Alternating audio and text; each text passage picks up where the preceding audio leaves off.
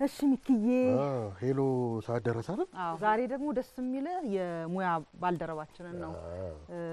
እንዴት ናፍቀነዋል አይደለ? በጣም እጅግ ተወዳጅ ባለሙያ ነበረ። አበባየሁ ታደሰ ይባላል። ብዙ ሰው የሚያውቀው አበባየሁ ስትለው የሻማምባ ነው የሚለው። የሚገርም ነገር አበባየሁ በጣም በርካታ ስራዎች ሰርቷል። ግን ሰው የሚያውቀው በሻማምባ ነው። ብዙ የሚያውቀው በሻማምባ ነው። ግን ለየት የሚያደርገው ደግሞ አሜሪካም ጠቅልሎ ከሄደ በኋላ አርፎ አላረፈም። የሆኑ ስራዎችን ይዞ ለመምጣት ይሞክራል። እዚህ መድረክ ላይ ለመስራት ይሞክራልና በዛ በአሜሪካ በተጣበበ ኑሮና በዛ ሩጫ መካከል ይሄ ጥበብ የሚባለው ነገር ቲያትር የሚባለው ነገር በቃ ለቆ ሊለቀው አልቻለም። የተስፋዬ ሲማ ተማሪ ነው። ከሻባተም ጋር ወስዷል። ግን አንዴ እንትና ተስፋዬ ሲማን ግን ማውራት አለብን። በጣም ብዙ ልጆች ነው ያወጣው። በጣም ብዙ ለምን ቤት እንግዳ እናደርገዋለን? ዳግማዊ ፈይሳም በዳይሬክቲንግ ደግሞ እሱ ማሰልጥኖታልና ከሱ ጋርም እንደውም ከዳግማዊ ጋር ሻማምባን አብረው ዩኒቨርሲቲ ሰርተዋል። የባህል ማዕከል ማለት ነው ሲሰሩ። እኔ ተማሪ ነበርኩ እዛና ቁጭ ብዬ አያቸው ነበር። ከአበባየሁ ጋር ምንድነው መሰለሽ እሱ በጣም እየሰራ በነበረበት ጊዜ እኔ ከዩኒቨርሲቲ ተማሪና ከዛ በኋላ የነበረው ጊዜ ነውና ለመገናኘት ግድሉ አልነበረኝም። ከኔ ጋር ደግሞ የሚገርም ንጉስ አርማ ላይ ሰርቷል እና እዛ ላይ በቃ እዛች ላይ ከዛ በኋላ ብዙ እንሰራለን ብለ የምታስበው ሰው የለም። በዛው ነው የወጣው። እስቲ ሄሎ አበባየሁ። ሄሎ ሙሉ ሄሎ ሚኪ እንደምን አለ አበባየሁ? ደህና ነህ ወይ? አለሁ እግዚአብሔር ይመስገን። ናችሁ? ስላየኋችሁ በጣም ደስ ብሎኛል። መወዳችሁ ማከብራችሁ ሰዎች ናችሁ። በጣም እናመሰግናለን። ደስ ብሎናል ስላገኘን። በጣም ከረጅም ጊዜ በኋላ ነው የተገናኘው ነውና በጣም ነው ደስ ያለን የሙያ ወንድማችንን ስላገኘን። እንዴ በጣም እንጂ እኔማ አምል ገና አንድ ቲያትር ከኔ ጋር እንደሰራህ እኮ ነው ድራሽ የጠፋው።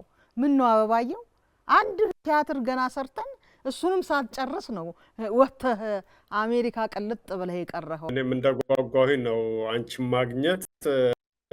ያው ንጉስ አርማን ያገናኘን። የሚገርመው እሱን አላስታውሰውም እንጂ አንድ የቴሌቪዥን ድራማ ሰርተናል። ግን እርሱን አላስታውሰውም። በሜጋ የተሰራ ይሁን እንደዚህ ተከታታይ የቴሌቪዥን ድራማ እንግዲህ ሁለቱ ናቸው ለሚጠቀሱት ያሉት።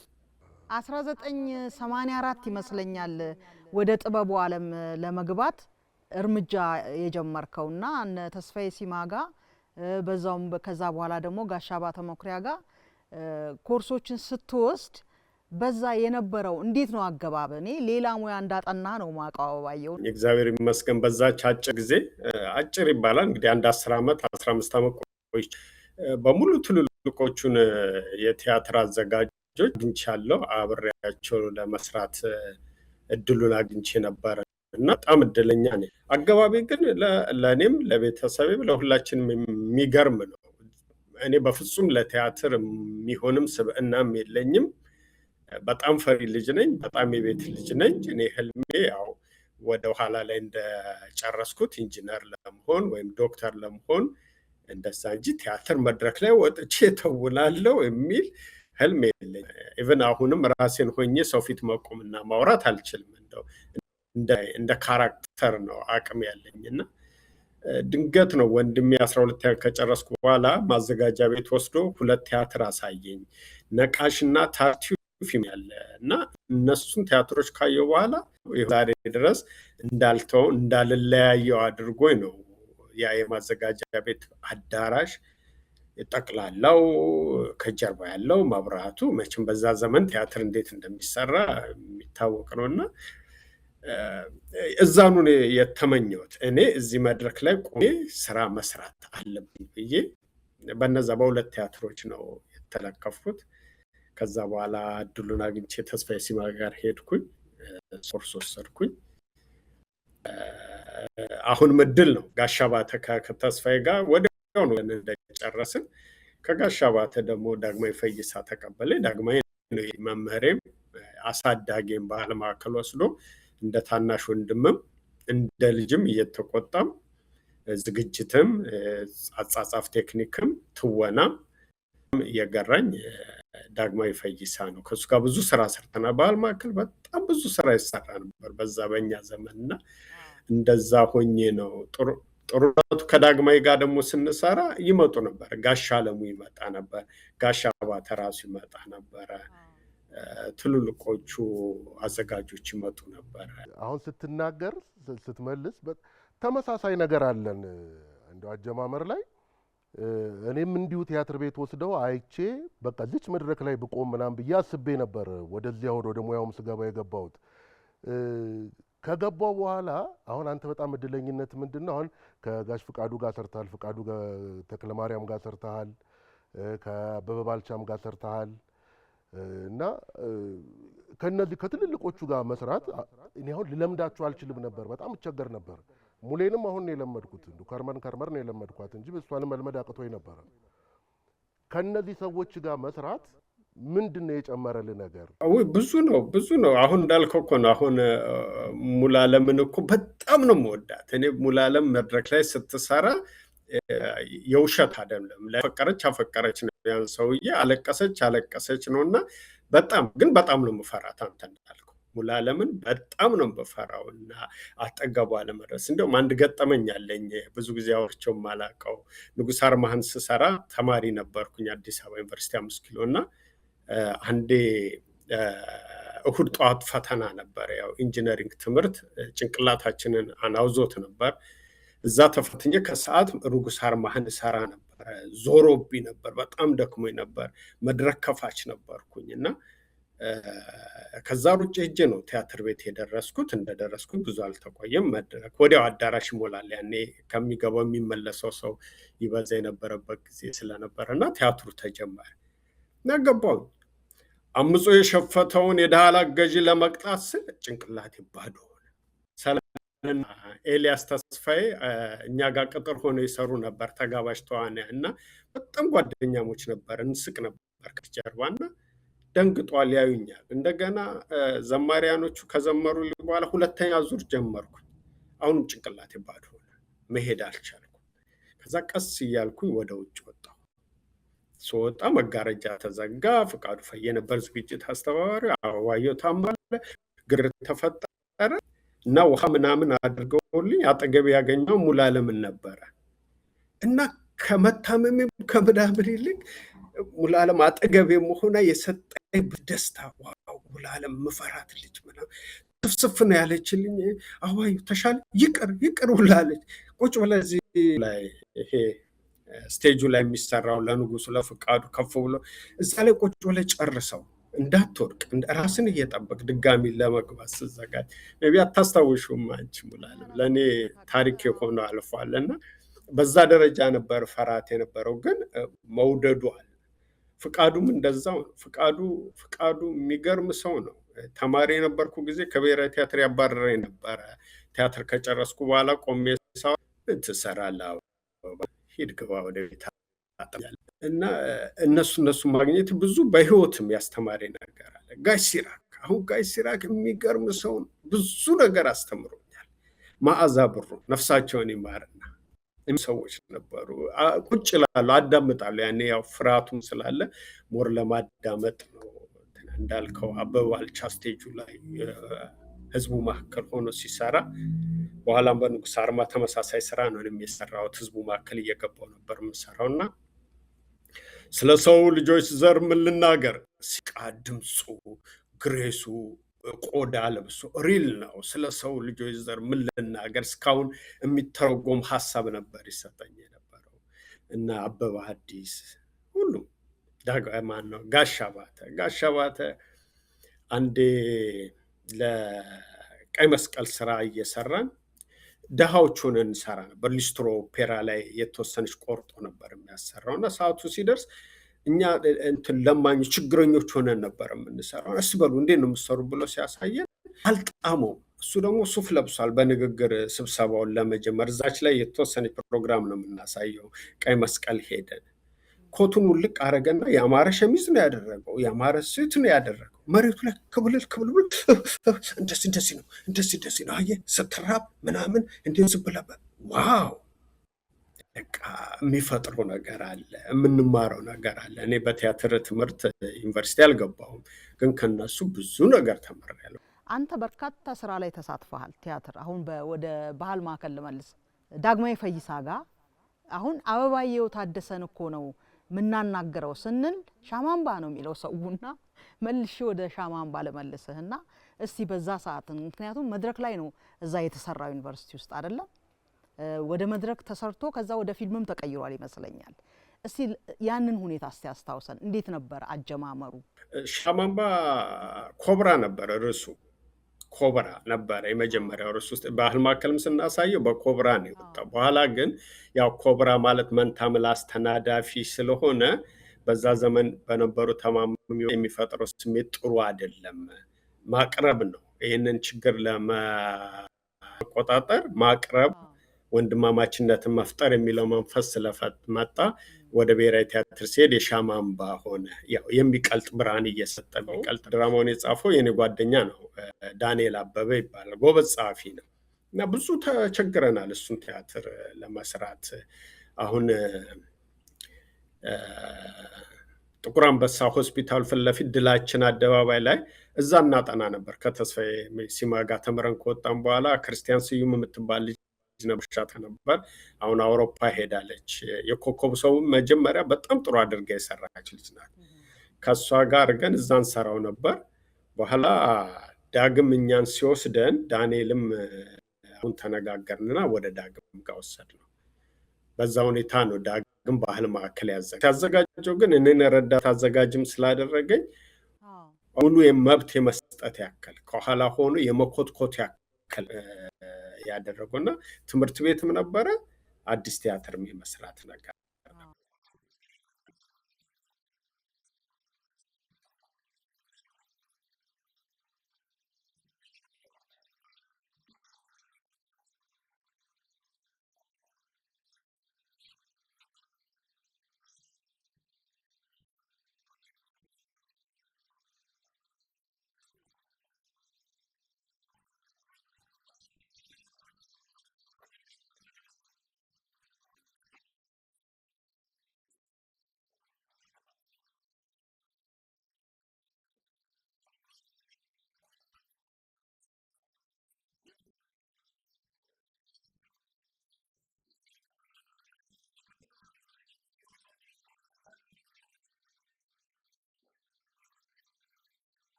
ቀላል አልነበረም በዛ ዘመን ኤችአይቪ በሽተኛ ነኝ ብሎ ድራማ ወጥቶ መስራት በጣም ከባድ ነው ያኔ ተማሪ ነበርኩኝ እና አሁን በኢትዮጵያ ሜካኒካል ኢንጂነሪንግ የመጀመሪያው ዶክተር ተስፋዬ ዳማ ይባላሉ የመጀመሪያው ኢትዮጵያ ዶክተር ናቸውና ያስተምሩኛል አንድ ኮርስ ይሰጡኛል ታችሁ ደግሞ በቴሌቪዥን ያዩኛል እና ግራ ይገባቸዋል አበባየው አንተ ነህ ግን ይሉኛል አንዳንዴ ደግሞ ይሄ ነገር ይገባሃል ይሉኛል የፊዚክሱን ዴሪቬቲቭን ምናምኑ ስንሰነጣጥቅ እርግጠኛ ነኝ ይሄ አንተ ቦታ ነው ይሉኛል ጣጣም ነበረ ከትምህርቱም ጋር የነበረው ሁኔታ ሰውም ጋር እንደዛው እኔ ታማሚ ነኝ ብሎ መጥቶ ጨብጦ የሚያወራ አንድ የሚገርምሽ ነገር ብሔራዊ ቲያትር ትልቅ ተዋናይ የሆነ ነው በጓሮ በር ስገባ እኔ አንተም በሆነ ይህን ቲያትር ድራማ አልሰራም ነበረ ማንም የሚያገባ የለም ብሎኛል ማንም በጣም ሾክ አድርጎታል ልንገር ማንም አንተን የሚያገባ አይኖርም ብሏልና ከባድ ነበረ አንቱም ጉልበቱም ከባድ ነበረ በዛ ዘመን የነበረች ጓደኛዬ ናት አሁንም የትዳር አጋሬ አብራኝ የዘለቀችውና ኦልሬዲ እኔ እጣ ፈንታዬን ይዤ ስለነበር ብዙ አላስጨነቀኝም ምንም አልተሰማም እኔ አበባዩ ምን ያስቀናኛል መሰለ እንዳልከው አሁን ብሔራዊ ቲያትርም ሰርተሃል ከአንጋፋ ተዋናዮች ጋር አብሮ የመስራት እድል ነበረ ራስ ቲያትር ደግሞ ማክቤትን ሰራችሁ እና ማንኔን ያዘጋጀ ማን ያዘዋል እንደሻው እና ሁሉ ጊዜ ተዋናያን ከሚያስቀኑኝ ነገር አንዱ እንደው ታውቃለህ ሎሬት ጸጋዬ ገብረመድህን የሳቸውን ትርጉም የሳቸውን ስራ ሲሰራ መድረክ ላይ አይተው መተው እንደዚህ ያሉኝ ሲሉኝ በቃ እሱ እድል አላገኘውም ጊዜ አልሰጠኝም እሱን እድልና በጣም ነው የሚቆጨኝ አልኩ አንተ ግን ተገናኝታል አይደለ ከሎሬት ጋር? ምን አሉህ? ሶስቴ ነው። አንድ ተስፋዬ ሲማ ጋር ተምረን ስንጨርስ ሰርቲፊኬቴ ጀርባ ላይ ፈርመውልኛል። አንድ የመጀመሪያ ጊዜ ነው። ከዛ ማክቤዝ ነው ራስ ቲያትር። በነገራችን ላይ ቅድም ትልልቆቹን ስጠራ ራስ ቲያትርም በጣም በዘመኑ ጃይንት የነበሩ ተዋናዮችም አዘጋጅም አግኝቻለሁ። እንደ ዓለምፀሐይ በቀለ አይነት ቀጥቅጣ የምትሰራ አይነት ዳይሬክተር፣ በኋላም ኩራባቸው ደነቀም በትንታግ ተውኔትም አግኝቶኛል እና እነሱ ራሳቸው በእኔ መንገድ ላይ ትልቅ አሻራ የነበራቸው ናቸው። በኋላ ነው እንግዲህ በሶስተኛ አካባቢ ነው ማክቤዝ የመጣው። ማክቤዝ በተዋናዮች ጥየቃ ነው እንስራት ብለን የተሰራውና ጋሽ ጸጋዬ መጡ። ሲያወራ እንግዲህ አላውቅም እኔ ጋሽ ጸጋዬ። እዛን ራስ ቲያትር ስራ አስኪያጅ ቢሮ ገብተን ቁጭ ብለን ማክቤዝን መስራት ፈለጋችኋሉ አለና ዝም አለ። ጸጥ እንዴ! እኔም ጥሩ ነው ብዬ አሰብኩኝ። ሼክስፒርን በመርካቶ ማክቤዝን በራስ ቲያትር ድንቅ ነው እና ሰውየው ራሱ መጽሐፍ ነው። እንደሚገርም ነው። ዝም ብሎ ሲያሳ አወራሩ ራሱና በጣም ነው ደስ ያለኝ። ያው ከዛ ውጭ ቀርቤ ባላገኘው እየመጣ ቲያትሩ ሲከታተል ሀሳቡን ሲሰጥ ምናምን ልምታለሁ። የበለጠ የሚገርመኝ እዚያ ካሊፎርኒያ ከመጣ በኋላ ተስፋዬ ሲማን አገኘሁት። አብረን እንሳለን እና ሶስተኛ ጽሁፍ ጽፏል ጋሽ ጸጋዬ ያልተሰራ ፐፑ ፊደል ማዶ የሚባል የተሰራ ጽፎ ነበረ። ለየት ያለ እንደውም አንዳንዴ እኔም ተስፋዬም ከዛች ላይ እየወሰድን የተለያዩን ቦታዎች እንሰራዋለን። ያስጠይቃል የሚል መንፈስ ያለው ፕሌይ ነው። ሞኖሎጉን ትንሽ ተዘናጋሁኝ እና እሱን ስንሰራ ለተስፋዬ ነገራቸው ለጋሽ ጸጋዬ። አበባየሁም የሚባል ልጅ አለ ከብሔራዊ ቲያትር ነው የመጣው፣ አብሮን ይሰራል፣ ጥሩ ድምፅ አለው ምናምን ብሎ ከነገራቸው በኋላ አቅርበው አሉት። ስልኩ ላይ ቀረብኩኝ። አበባየሁ ስራ ሰርተህ ሙት፣ በቃ ይህም ብቻ ነው ያለ። ስራ ሰርተህ ሙት አሉኝና ተለያየን። ያው ከዛ ብዙም አልቆዩ፣ ህይወታቸው አለፈ። ቀላል ነገር አይደለም፣ የሚመነዘር ነገር ነው። ብሔራዊ ንጉስ አርማህን በምትሰራበት ሰዓት ወደ 4 ቲያትር ቤቶች የተለያየ ቲያትር ትሰራ ነበረ እና በጣም ይደራረባል። እኔም አውቀዋለሁ ያንን ስሜት። እሱ ብቻ አይደለም፣ ትጽፋለህ፣ ታዘጋጃለህ፣ ሬዲዮ ትሰራለህ፣ እንደገና መድረኮች በተለያዩ ትልልቅ ቲያትሮች ላይ ነው የምትሳተፈውና እንዴት ነበር ሃንድል የምታደርገው እነዛን ነገሮች? አንድ እሱ ነው። ሁለተኛ እንደዚህ በጣም ሀይ እንትን ላይ ትሳተፍበት የነበሩት ቲያትሮች ትልልቅ ነበሩና እነዛን በሙሉ በዛ በሞቀ በጣም ወርቃማው ዘመን የቲያትር የሚባልበት ሰዓት ላይ ተነስተ ነው የሄድከውና እዛ አሜሪካን ስትሄድ ምን ነበረ ስሜቱ? እንዲህ የሆነ የመላቀቅ ነገር ከሞቀ ነገር ላይ ሄደ እዛ ሰው ሀገር ላይ ስትገባና ከመድረክ ተለይተ እንዴት ነበረ ያሳለፈው ጊዜው ነው የምልህ። እኔ አሁንም ሳስበው መለከፍ ነው ለዚህ ለቲያትር ጥበብ ያለኝ ስሜትና ፍቅር አንዳንዴ ለራሴም ይገርመኛል። እና ያኔ ሌላ ህልም የለኝም። ገንዘብ ስለማገኝ አይደለም የምሰራው። ትልቁ ነገር እሱ ነው። እኔ ለፍቅር ነው የምሰራው፣ ስለምወደው ነው። መድረክ ላይ አክት ማድረግ ደስ ስለሚለኝ ነው። አንድ ነገር ማድረግ ለማህበረሰብም ደግሞ ከቤተሰብ ከአባቴም የወሰድኩት ነው እና ያ ነገር ነው በቃ። እና ሰዎች ስራ ሰራርተው ሊጠጡ ይሄዳሉ። ልክ እኔ ደግሞ ስራ ሰራርቼ መልሼ ደግሞ ስራ በሰራ ቲያትር በሰራ ሞር ያዝናናኛል ከቢራው በበለጠ ወይም ከሌላው መዝናኛ በበለጠ እና ለፍቅር ስለምሰራ 5ም 4ም ስንሰራ አንዴ እንዳልሽው አዳብና፣ ቃየል፣ የእግዚአብሔር ጣት፣ ንጉስ አርማህ ነበረው። ሬዲዮ ተከታታይ ድራማ እንሰራለን፣ ደግሞ ትንንሽ የቴሌቪዥን ስራዎችን እንሰራለን። አይሰማኝም ነበር፣ ግን ከሀገር ከወጣሁ በኋላ ከብዙ ማህበራዊ ህይወቶች እንደተገለልኩ በዛ ጊዜ ውስጥ አውቀዋለሁኝ። ብዙ ሰርጎች አመልጠውኛል። የቤተሰብ ብዙ ስብስቦች፣ ግንኙነቶች እንዳለሁም የማይቆጠርበት ደረጃ ደርሶ ነበር። ያለኝን ጊዜ በሙሉ ለዚህ ጉዳይ መስጠቴ ነው። እንደው እግዚአብሔር ይስጣት ባለቤቴ በዛ ዘመን ስለተረዳችኝ ነው እንጂ ትዳርም የሚኖረኝ አይሆንም ነበረ። በዛ ሁሉን ነገር ለቲያትር በመስጠቴ እንደዛ መሆኑ ግን አይበቃኝም ነበር። በጣም ነው የምወደው ቲያትር፣ በጣም በፍቅር ነው የምወደው። እዚያ ሀገር እየዞርን ነው አይደለም የምንሰራው። መከራ ነው የምትበየው። ከካሊፎርኒያ ዋሽንግተን ዲሲ እነ ቴዲ ጋር ጓደኞች ጋር ለመሄድ ከደቡብ አፍሪካ አዲስ አበባ የመሄድ ያክል ነው። ቲያትር የምናጠናው በስልክ ነው፣ ሌሊት ነው፣ ሰዓታችን የተዘበራረቀ ነው። እነሱ 3 ሰዓት ይቀድሙናል። እሱ ሁሉ ይሄ ያለው የነበረው ፍቅር ስለነበረ ነው እንደዛ የሚያደርገው። እና ከወጣ በኋላ ላልሽው በጣም ጎርቶኛል። እውነት ለመናገር የመጀመሪያውን 6 ወር አልቅሻለሁ፣ ሊትራሊ አልቅሻለሁ። ቤት ውስጥ ያኔ ብሔራዊ ቲያትር 1300 ሰው የሚመለስበት ዘመን ነበር። አዳራሽ ሙሉ ነው። መድረክ ከፋች ነኝ። ፊል አደርገዋለሁ የሰውን ምታ ምናምን። እና ከዛ ወጥቶ እዚህ ምንም ሰው የማይገኝበት በዘመኑ በዛ በመጣሁበት ሰዓት ነገሮች ደግሞ መስመር እስከሚይዙ መጀመሪያው በተለይ 4 ወር አንድ ቤት ውስጥ ስቀመጥ ምን ሆኜ ነው ብዬ ነው። አብረን ስለመጣን ከባለቤቴ ጋር ነው እንጂ በእርግጠኝነት መለስ ነበር። አብረን መሆናችን ግን ተስፋ እንድንወሽቅ አደረገን።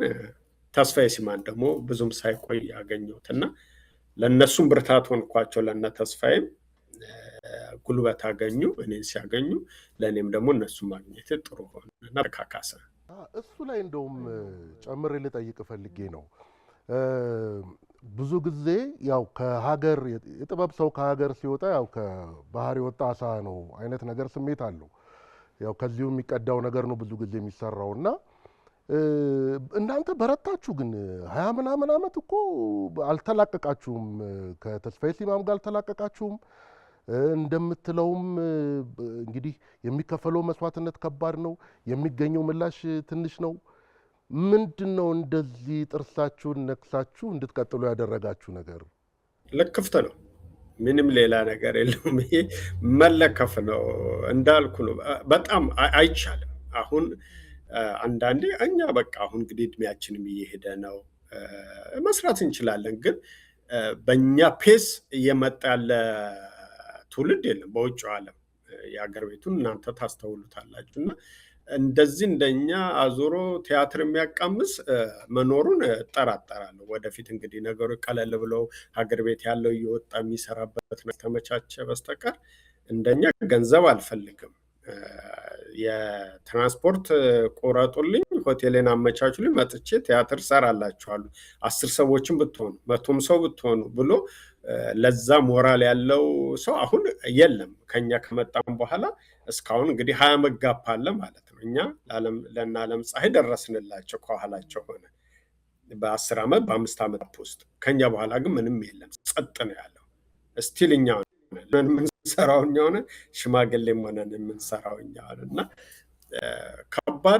ከባድ መስዋዕትነት ነው በጣም። ወደ አንተ ስራ ለመልሰህና የምስቶቼ ባሎች ነው ያንተ ያዘጋጀው ቲያትር? ድርሰትም ዝግጅትም ነው የኔ ነው፣ ቲያትር ነው። እዚህ ሲሆን ማለት ነው እዚህኛ ሀገር በነበረ ጊዜ። እናንተ ጋር ግን ተስፋዬ ገብረ ማርያም ነው ያዘጋጀው። እሱ ቲያትር በኢትዮጵያም በአውሮፓም በአሜሪካም በጣም ስኬታማ ሆኗል። እና ምን ያህል ኢትዮጵያኖችን አቀራረበ ብለህ ታስባለህ? አንድ እሱ ነው። ሌላው አንተ እዛ በምትጫወትበት ጊዜ ብዙ ጊዜ እኔ ማይህ ሶሎሎኪ ነገር አትረሳም። አሁን ለምሳሌ ጴጥሮስ ያችን ሰዓት እሱን ሰርተሃል አይደለ? እንደው እሱን ብትልልኝ ሶሎሎኪውን እኔ በጣም ነው የምደሰተው። ምክንያቱም የምር ተጫውተኸዋል። እሱን ከነ አልባሳቱ ከነምኑ የፊትህ ራሱ ትካዜውና ንግግሩ እንዴት እንደምታወጣው የነበረው በጣም ነው ደስ የሚለው። በዚህ አጋጣሚ ልንገርህ ብዬ ነውና እስቲ ካስታወስከው ደስ የሚልን ሶሎሎኪ ለቤተሰብ ትልልናለህ። የሚስቶች ባሎች እዚህ በእኛ ሀገር መቼት የተሰራ ስራ ነው እና እኔ ተስፋዬ ቴዲ ነን በዋናነት 3 ወንዶች 5 ገጸ ባህሪ ነው ያለው። 3 ወንዶች እኛ ነው፣ 2 ሴቶችን በጣም ብዙ ሰው ሰርቶታል እንደየሀገሩ። አትላንታ ስንሄድ ለአትላንታ አካባቢ ያሉ በሙያ ውስጥ የቆዩ ካሉ ሞር የተሻለ ይሆናል። ካለበለዚያ አዳዲስ ልጆች ሁሉ እያሰለጠንን ነው የምንሰራው። ካናዳ ስንሻገር ኤድመንተን፣ ካልጋሪ፣ ቶሮንቶ ሰርተናል። እዛ ያሉ ልጆች ነው ያሰራነው። አውሮፓ ስንሻገርም እንደዚሁ አውሮፓ ያሉ ልጆችን ነው ያሰራ ነው። አሁን አልማዝ ልመንን ለምሳሌ ጀርመን ያገኘናት፣ እሷም አብራን ሰርታለች። ለንደን ተሻግረን አብራ ሰርታለች። ኢትዮጵያም ስንመጣ ለጊዜ ሰርተነዋል አብረን። ከዛ በኋላ ግን ተስፋዬ ገብረ ማርያም ተቀብሎ ዝግጅቱን አይቶ በሀገር ፍቅርና በኋላም ደግሞ በዓለም ሲኒማ መታየት ችሎ ነበር። ተወዳጅ ነበረ። ጥሩ ስሜት ነበረው። በተለይ ሀገር ቤቱ ስላለ ሰው የአሜሪካን የአኗኗር ስታይል ውድቀታችንን መነሳታችንንም ብዙ ይረዳል። አንዳንዴ እዚህ ሀገር ዝም ብሎ ገንዘብ የሚሸመጠጥም የሚመስል ነገርም ስላለ እሱንም ትንሽ ጠቆም ያደርጋል። ላብ አለው ከገንዘቡ ጋር ይዞ አብሮ የሚፈስ ድካም አለው እና እሱንም የሚያሳይ ስለሆነ በደረስንበት በተለይ በውጭ ዓለም ተወዳጅ ፕሌይ ነበረው የሚስቶች ባሎች። ከዛ ውጭ በምጽአቱ ዋዜማ የሚል መንፈሳዊ ነክ ፕሌይ አለ። አሁንም እየሰራ ነው እየዞርን ነው እዚህ አሜሪካ ሀገር። ሌላ ደግሞ የባህር እንባ የሚልም አለ። ብዙ ሰዎች እንባ አትለይም ነው አንተ የሻማ እንባ አልክ፣ አሁን ደግሞ የባህር እንባ አልክ ቢሉኝም የባህር እንባ የሚል ደግሞ አለ። እሱም ቲያትር ነው። እሱም ቲያትር ነው። አይ ምነው መብርሃን ኢትዮጵያን ጨከንሽባት፣ ምነው ቀኝሽን ረሳሻት፣ እስከ መቼ ድረስ እንዲህ ልቦናሽን ታዞሪባት፣ መቀነትሽን ታጠብቂባት፣ ጣሯን ፈተኗን ሰቀቀኗን ይበቃል ሳትያት፣ ያላንቺ እኮ የላት አውሮፓ እንደው በፋሽስታዊ ነቀርሳ ታርሳ ተምሳ በሳ ሂትለራዊ ባጭ ጫንቋን እንደ ኮረብታት ቀና ብላ እውነት እንዳታይ አንገቷን ቁልቁል ጠምዝዟት ነፍሱ ያስበረካካት ስልጡን እኩን መጻጉናት። እናም ፈርቼ እንዳልባክን ሲርቀኝ ኃይልሽ ወጋገን አንቺ ካጠገቤ አትራቂ ያለሁ በይኝም መብርሃን ኪዳኔን እንዳረሳት እንዳልዘነጋት ኢትዮጵያን። አሁን ብቻዬን ነኝ ፈራሁ፣ እምጸናበት ልብ አጣሁ፣ እሸሸግበት ጥግ አጣሁ። መንፈሴ ተናውጦ እማማ ኢትዮጵያን እንዳልከዳት ሰጋሁ። አዋጅ የምስራች ብዬ የትብት ምግቤን ገድፌ ከእናቴ ማኅፀን አልፌ በኢትዮጵያ ማኅፀን አርፌ ካፈሯ አጥንቴን ቀፍፌ ደሜን ከደሟ ጠንፍፌ በሕፃን እግሬ ድኼባት በሕልም አክናፌ አከንፌ በጋው የእረኞች አደባባይ ክረምት እንደ ወንዙ ፍሳሽ በገጠር የደመና ዳስ በገደል ሸለቆ አዳራሽ ከቆቅና ከሚዳቋ ከጅግራ ጠረን ስተሻሽ። ብራቮ። የሬዲዮ ድራማዎችም ላይ በስፋት ተሳትፈሃል፣ ትሰራለህ። አሁን እዛ ደግሞ ራስ ማያ የሚል የሰራችሁት ያለው ነገር አለ እና ኤክስፒሪየንሱ ይለያል አይደለ? ድምጽ ከዚህም አድርጋችሁ እስቲ ንገረኝ ስለሱ ፕሮጀክት። ራስ ማያ ሬዲዮ ድራማ ያኛው እንዳለ ተውኔቱ የመድረክ ተውኔቱም እንዳለ ሆኖ ይሄኛው ያኔ ኮቪድ የመጣ ጊዜ ነው። ቤት ውስጥ ቁጭ ስል ማቆም መለየት አልችልም እኔ ከቲያትር ከመስራት እና ስክሪፕቶች ጻፍኩኝና ጓደኞችን በስልክ ስለምንገናኝ ለምን ይህን ድራማ እንሰራው ማን ሞክረውም የሚል ነው። ከባድ ነው ግን በጣም ለመሞከር ጥሩ ነው ሞከር ነው። ግን የእያንዳንዳቸው ድምፅ በያሉበት ነው ተቀርጸው ከኔ ጋር ያበቡ እኔን የማነበው አበበው ከበደም እንትና ሞኘ እኔን የማሰራቸውና የሰሩትና ድምፁን ኦዲዮን ይልኩልኛል። ከዛ እዚህ ሰብስቤ ታይም ላይ ያደርገውና ባክግራውንዱን ምናምኑን መጠጥ ቤትም ከሆነ ሃርሽ ቮይሱን ምናምኑ ተለቅሞ እንደ አዲስ ይሰራል። ሲወጣ ግን ጥሩ ሆነ።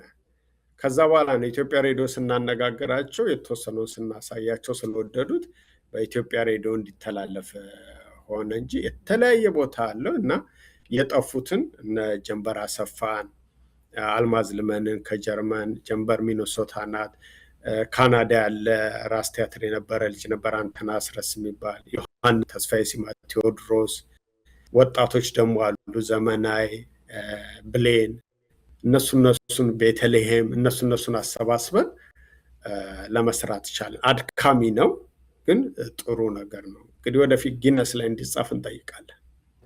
እጅግ በጣም እኮ እነዚህ አይነት ከባድ ስራዎችን ለመስራት በጣም ዲሲፕሊን ይጠይቃል እና እኔ አሁን ሁሉ ጊዜ እኛ ስናስብ ስለ አበባየሁ ስናስብ በጣም ከሚገባው በላይ የሙያው ዲሲፕሊን ያስገርምሃል እና ልፋቱ ይፈጋል ነው ማለት። አሁን ተመልከት፣ ይሄ እኮ በጣም ከባድ ስራ ነው። አሁን እያወራ እንዲህ እንደቀላሉ የምትነግረው ከተለያየ ስቴት ላይ ያለ ሰው በሬዲዮ ተቀርጾ የሰጠህን ልክ እዚሁ አብሮ እንደሰራ አድርጎ መስራትና ኤዲት ማድረግ በጣም ዲሲፕሊን ይጠይቃል።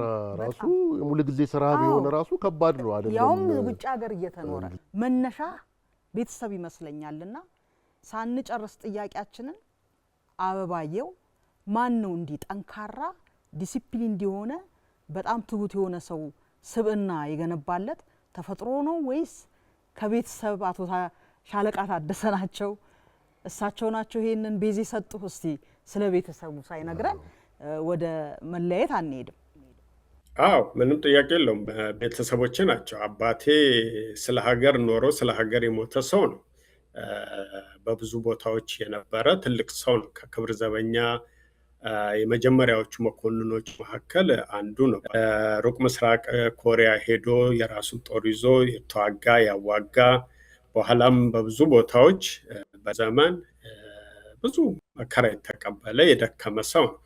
ፈረንሳይ ለጋሲዮን በእርግጠኝነት የምናገረው ለፈረንሳይ ሲሆን ማህበረሰባዊ ተቋም ትልቁን አሻራ የጣለ፣ ህዝቦች ተዋደው ተፋቅረው እንዲኖሩ ያደረገ፣ እድሮችን የመሰረተ፣ ትምህርት ቤቶችን ያቋቋመ፣ እኔ የተማርኩበትን ከአንደኛ ጀምሮ ራስ ስዩምን ግን ተሸክመን ያቆም ነው ይላል እና እንደዛ አይነት ሰው ነው። እናቴም የምትተናነስ አይደለችም። እሱ ስለ ማህበረሰብ ሲኖር እሷ ስለኛና ስለ አካባቢዋ የምትደክም በጣም ጠንካራ ግን ኃይለኛ ቁጡ ሲሪየስ የሆነች ሰው ናት። ቀልድ አታውቅም። እንደውም እንደ አባባል ክብር ዘበኛ ልጁን እንደ ሱሪው ቀጥ አድርጎ ነው የሚያሳድገው ይባላል እና በትክክልም ቀጥ አድርገውን ነው ያሳደጉ። ከአበባየሁ ጋር አልተገናኘንም፣ በስራም አልተገናኘንም። ኦፍኮርስ ባህል ማዕከል ሲመጣ አገኘዋለሁ። እዚህም ስንገናኝ ሰላም እንባባላለን እንጂ በዚህ አይነት እርጋታ እውቀትና ትህትና